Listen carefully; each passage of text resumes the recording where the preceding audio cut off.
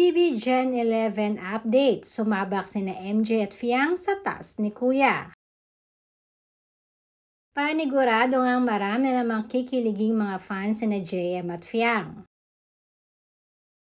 Dahil sumabak nga ang dalawa sa panibagong task sa loob ng bahay ni Kuya.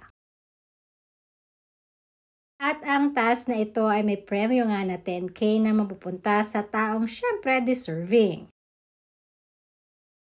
At syempre, kailangan niyang pag-usapan ito ng dalawa kung kaninong society ba ito mapupunta. Kung kay JM or society ni Fiang. Syempre, ang larong ito ay mukhang linyado pa rin kay JM dahil isang eroplano nga ang kailangan niyang mapalipad.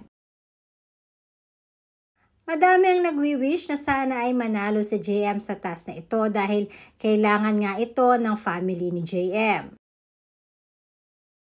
Itong si JM kasi mga kachika ay napaka makapamilya. Halos walang time nga na hindi nito iniisip ang mama at mga kapatid niya. Samantalang umani din ng napakaraming good comments ang naging tambalan na ito ni JM at Fiang. Pero madami talaga ang nagsasabing nalilito sila sa ikinikilos ng dalawa.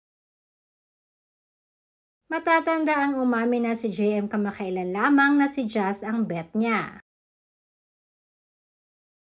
Subalit hindi naman mapigilan ng mga netizens na mapaisip kung sino nga ba talaga ang bet ni JM. Dahil ngayong nasa labas na si Jazz ay mukhang mas lalo na siyang napapalapit sa sinasabi niyang best friend niya na si Fiang.